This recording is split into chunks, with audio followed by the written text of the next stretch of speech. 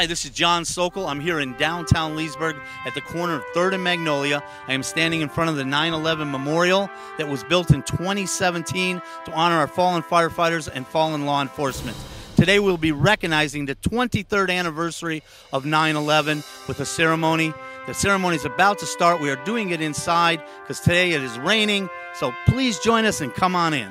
Oh, say, can you see by the dawn's early light what so proudly we hailed at the twilight's last streaming, whose broad stripes and bright stars through the perilous fight o'er the ramparts we watched were so gallantly streaming, and the rockets' red glare, the bombs bursting in air,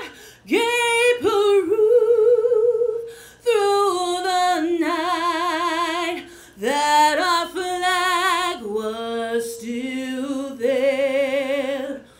Oh, say does that star-spangled banner yet wave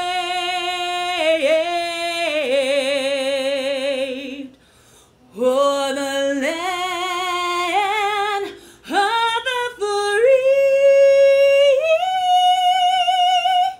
and the home of the brave.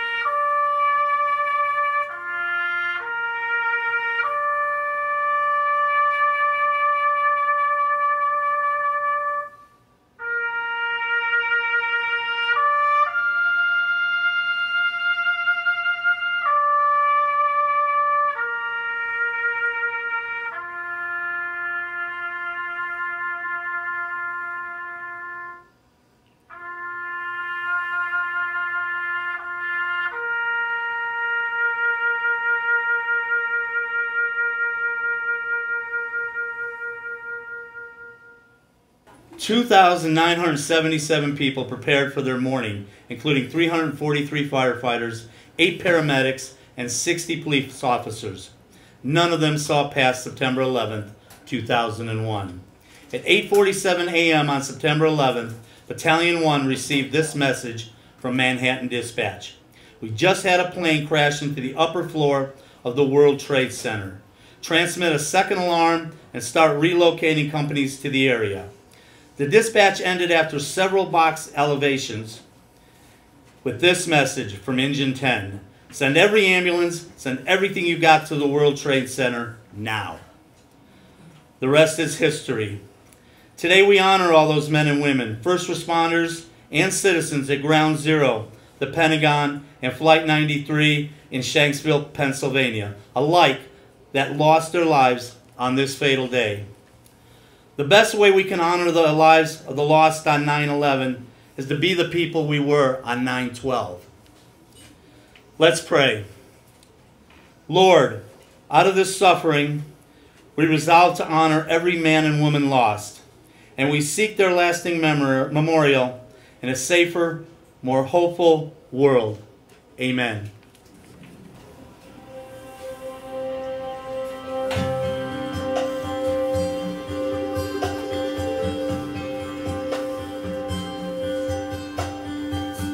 Where were you when the world stopped turning on that September day?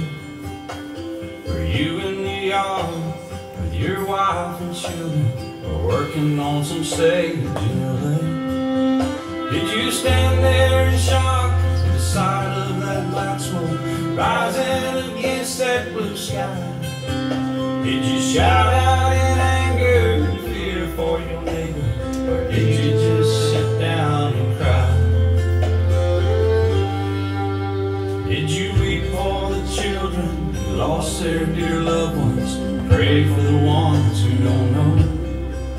Did you rejoice for the people who walked from the rubble and sob for the ones left below? Did you burst out with pride for the red, white, and blue, and the heroes who died just doing what they do?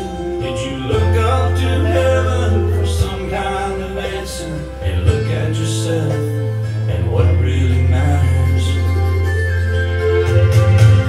I'm just a singer of simple songs, I'm not a real political man.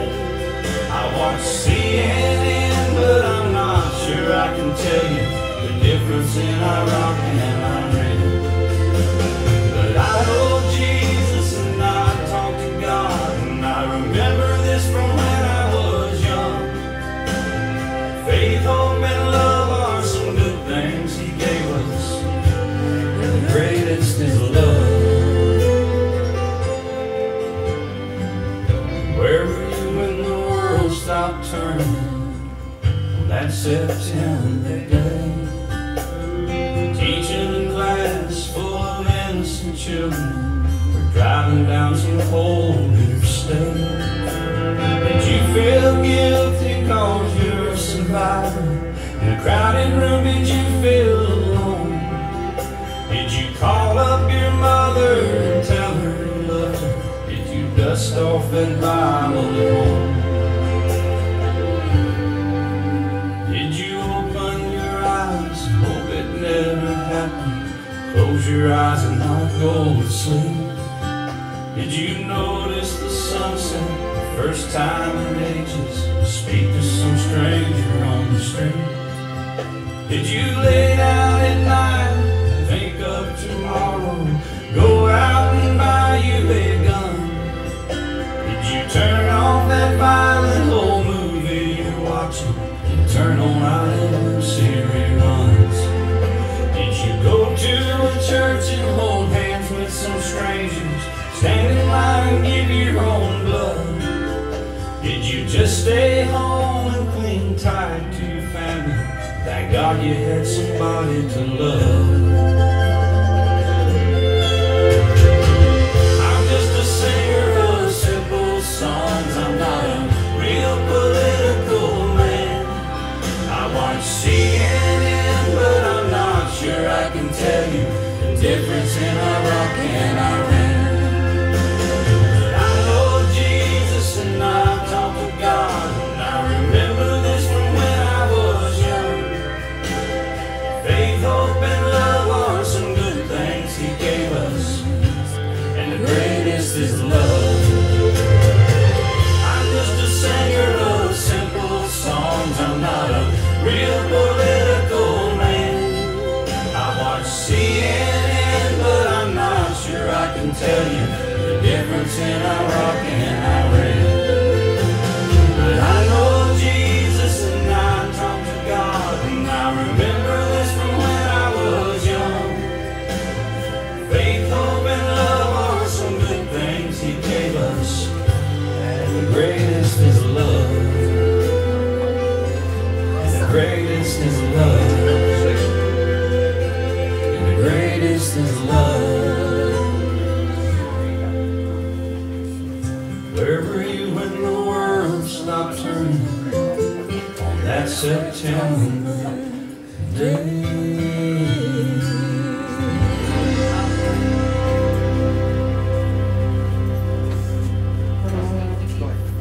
Joining us now is Dr. Anna Marie Quaschak, station manager of the City of Leesburg's Lakefront TV. Dr. Anna Marie's production company has been managing and operating our government channel since 2014. Prior to coming to Leesburg, she did news for the NBC affiliate in Hawaii, Worked with Today's Show as a research assistant, at News 12 in Long Island, at an ABC affiliate in Scranton, as the morning health reporter for the Fox affiliate in Philadelphia, and finally as the health reporter for the ABC network affiliate in Baltimore, Maryland. September 11th, 2001 was her final day at the network. During all this time, she was studying orthopedics, podiatry, and sports medicine, and became Dr. Anna Marie. Her video production company, Facci Bella, was founded in the fall of 2001 and has produced content for the National Institute of Health, the Food and Drug Administration, Animal Planet, and 10 years with the Weather Channel. Today she shares from a reporter's perspective on 9/11. I would like to introduce to you Leesburg's very own Dr. Anna Marie. You really aged me. Man, thank you, John. John's been asking me to do this for the past couple of years, and I really never thought my story was worth telling. But, you know, he got me. You know, I really appreciate everybody being here to compassionately pay honor, tribute, remember the almost 3,000 lives that we lost on September the 11th. Sort of still surreal to think it was 23 years ago. I think we all could close our eyes and remember where we were, who we were with, what went through our minds. To me, it's still sort of surreal to think that 19 terrorists, Al-Qaeda, coordinated an attack, took 4 of our commercial airlines, and basically caused a horrific attack that changed our world forever. John did a great job of recapping my life in a little blurb intro. You know, I did start in this industry with KHON. I did hard news. I got tied up in the news industry because at the time I was working, training, doing an orthopedic externship at Tripler Army Medical Base in Honolulu. And I was doing all the history and physicals on the gentlemen that were being deported, going to Desert Storm. And I kind of got close to it. The local news affiliate was looking for someone to work the news desk. So worked the news desk, did the morning show. I did take a sabbatical from school, from Temple. And so I did hard news for almost 2 years. And so the reason I'm telling you this is it's kind of setting up September the 11th. You know, when I was in Hawaii, you know, this is really funny actually, I was going to be specialized in foot and ankle, and one of my first stories was actually with Imelda Marcos. Imelda Marcos came to the, and here I am face to face with Imelda Marcos, who has this large shoe collection, and she came to Hawaii unexpectedly to take Ferdinand's body back to the Philippines, and there was no one else to send, so the producer that evening looked at me and said, Doc, you know, if you grab a, you know, they all called me Doc because I was still in school, but grab a producer and videographer and go to Imelda's mansion and interview her. So that was my first story. But then I covered everything from, you know, fires, from volcanic eruptions on the Big Island. One of the reasons I realized I didn't really care for hard news was I had to basically interview a family, their 16-year-old daughter and a bunch of her girlfriends, about 25 teenagers. An ex-boyfriend came in and did a mass murder and shot her and all of her friends. So, so I had my taste of hard news, right? But there's always sort of a calmness in a newsroom. Everybody's okay. You go in this industry because it's news. We're here to tell stories, you know, disseminate the news, you know, basically share the news to the public, keep them informed. And so it was, you know, so anyway, you kind of build up a callus, and you don't get close to the stories, right? Fast forward now to September the 11th. I'm now a medical reporter. I did my 4 years with ABC News and made the decision my contract was coming to an end, so I formed Facci Bella Productions, named after my black lab at the time. And so I was going in that day, very casual, not my normal dress suit, you know, to cover health reports. I was going in. If any of you ever saw the movie Bruce Almighty, and you saw that scene where he's on the Maid in the Mist, and he kind of loses it because he didn't get that gig as the anchor, and he kind of goes crazy on the newscast. Well, in the real world, news management does not want you going on the air. They're afraid that either A, you're going to get emotional and break down, or B, you're going to get nasty and say something negative. So it's basically a rule of thumb, you don't go on the air. It was September 11th. It was about, I know exactly, it was about 8:50. I was driving on the Pulaski Highway. I looked into the sky.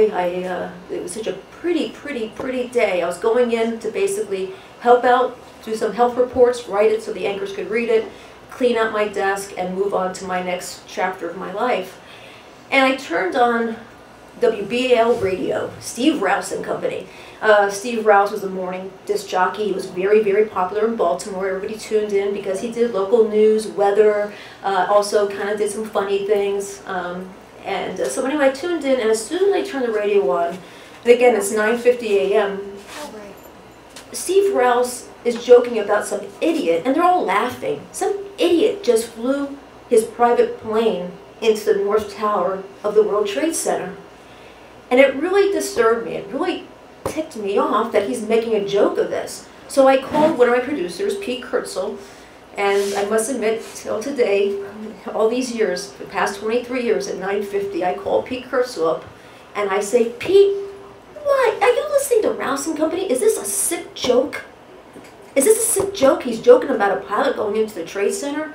And he goes, Doc, it's not a joke. Get in here. We need everybody full hands on deck. So I drove in, and as I got into, basically when I parked in the back of where I normally parked, I came into where my desk was, and my desk was basically from here to the door. This was like the satellite feed, so I had to walk past the satellite feed to get to my desk. And when I walked through, it was exactly 9:03, because when I looked at the guys watching the feed, and basically satellite feeds are the feeds that this station would get from the East Coast, from the West Coast, from all our different sister stations. And when I looked over, it's when the second plane, the United Airlines, hit the South Tower at that second.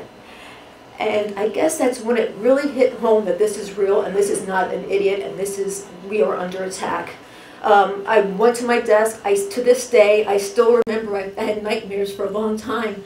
I couldn't remember my passcode to get into my computer. I couldn't get into my computer.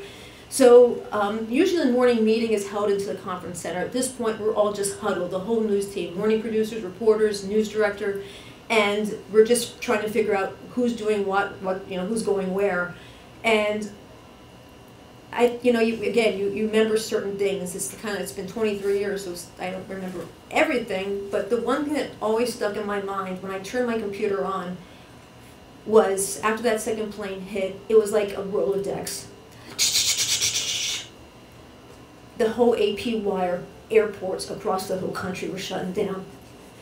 And that's when I just called my family, and I said, because my family's in Pennsylvania, New York. At the time, my boyfriend Todd, is my production manager, and we're partners in life, he was filming in Washington, D.C. with a crew. And so at that point, it just kind of like, again, all hands on deck, we're in the front line, what can I do? So they threw me on the news desk. And again, getting back to a callous, calm, normal, sort of basically a strong news staff, what really bothered me, besides the Rolodex and seeing a plane hitting the World Trade Center live coming down a feed, was at 9:37, our news director came running into the newsroom, and this is what really, really, really, really, I knew it was hitting the fan, when she came running in screaming. I never saw a news director scream like this. I just got off the phone with our sister station in Washington, D.C. The Capitol's been hit. They felt the explosion. They felt, and they really, for the first couple of minutes, we thought, and Congress was in session, we thought we literally lost Congress. Of course, we came to find out a couple minutes later, it was not the Capitol, it was the Pentagon. And so basically, I was working the news desk, the news director comes over to me, she goes, Anna Marie, grab Manny, you're going down to shock trauma. At University of Maryland, the shock trauma was the first in the nation, very integrated, high level of trauma. So they were bringing the burn patients from the Pentagon to the University of Maryland shock trauma. So that's where the person that's going into work didn't think I was going to be on the air. I'm doing a live shot from the University of Maryland shock trauma. And so that was for the 5 o'clock, 6 o'clock newscast. On my way, actually, down to shock trauma, it was shortly after 10 when my family called me. It was my mom. And she was breaking down in tears, and she said, Anna Marie, I don't know if I'm going to see you again. Did you hear about Flight 93 going down in Shanksville? Because I had family not too far from that. I'm not sure if many of you know, but that was basically about a 20-minute flight from Washington, D.C. So hence why we think that was going towards the Capitol building. I didn't get home till 2 o'clock that morning. It was a long day. I ended up the night for the 11 o'clock show. American Red Cross, of course, as always, you know, people came out, they wanted to do something, they wanted to donate their blood. So that was my report for 11 p.m., was basically going from shock trauma to different blood drives around the city of Baltimore to capture American Red Cross and try and encourage people to come out and donate. I never cleaned out my desk that night. I didn't get home. I was actually heading home about 2 o'clock in the morning. And when you're so close to a story like that, when it's tragic, even though emotionally I felt very violated, I felt very scared, I was never going to see my family again, it was the fact of the matter, it was just bam, bam, bam, bam, bam. And it was just a day that I think I'll never forget. I think none of us will ever forget. But the fact of the matter is I actually called the news director at 2 o'clock that morning on the way home. And I said, Drew, can I please come in tomorrow? I don't have to be paid. I will come in. I will volunteer. But I feel as though I need to be part of this. I want to come in. I want to help. And he's like, Doc, it was your last day. Thank you for your service. Best wishes. So I always kind of had that void because I was so close to it. I felt like it was a service for me to do my job. I felt like I wanted to be there, but unfortunately it was my last day. And all I could say is the next day, I lived right near Baltimore Airport, and I will never forget how quiet it was. I guess it was just basically a day for me to reflect. It's like I said, a lot of it's a blur right now, but I just wanted to share the story that, you know, when you're in a situation like that, and you work in a news industry, I guess it was like it was the scariest day of my life. I didn't think, and it was just really weird to experience seeing my colleagues reacting like this to a news story, because it really did change our world. I pray every day. You know, we have a lot of things changing our world right now. I don't want to get political. I pray every day that we never experience this kind of terrorist attack again. I think we never forget. Thank you to John for having these ceremonies, this observance of today. We never forget, and we continue to pray, and God bless America. And again, it was a simple story from a reporter, last day at work, and changed my life forever, and fortunately, it brought me to Florida. So anyway, thank you so much. I'm going to read this. This was given to me. It was written by actually a local person, Bob Peters, and he wrote this, and it really fits. Some were corporate people, some were in the trades, some were walking by, while others came to gaze. At two of the largest buildings New York ever had made, built with pride and spirit, an awesome sight they displayed. It was September morning our country will remember. To future generations will try to explain how cowards could kill with the use of a plane. With our freedom and country under attack, heroes above Pennsylvania decided to fight back. It was the ultimate price they paid, no telling how many lives they saved. To our God we gave, in buildings ablaze, heroes, who came the only thought of lives they could save. We in America are a resourceful lot. With every color and religion, we are proud of what we got. Our country's doors are open, and we are proud of where we stand. Multi-faced cultures, that's what made this land. We love the God and country as our belief. This will guide us through our grief. Throughout our land, our loss was great, and for a while our hate will wait. We are a great nation and will honor our heroes and all the loved ones we have lost. But rest assured, our enemies, they will pay the cost.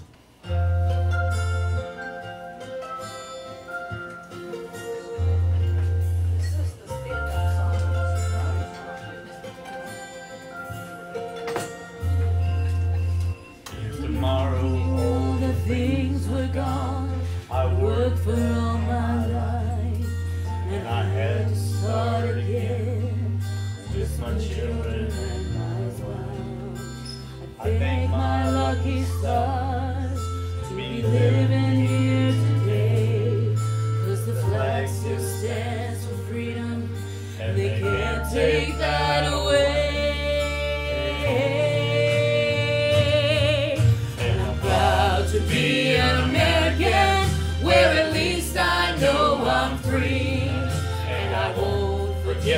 the man who died, who gave that right to me, and I gladly stand up next to you and defend her still today.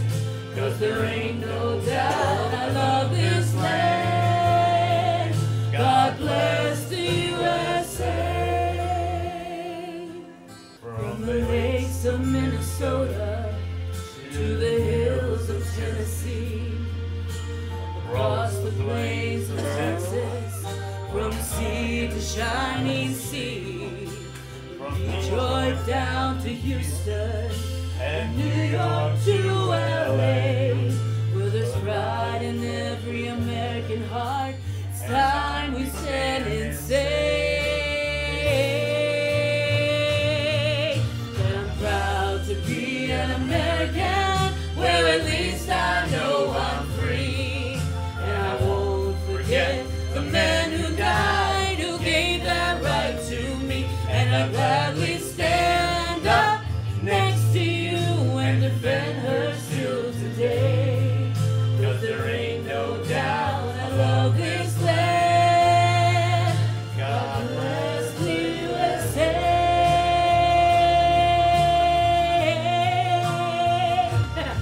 And I'm proud to be an American, where at least I know I'm free.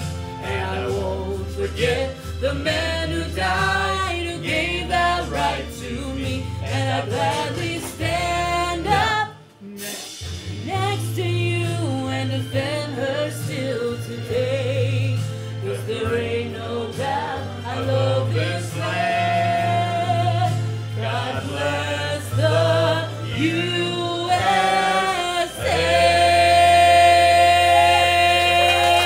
Ladies and gentlemen, Marissa Potts, thank you. What does 9/11 mean to you? Well, initially, disaster. It was America brought to its knees.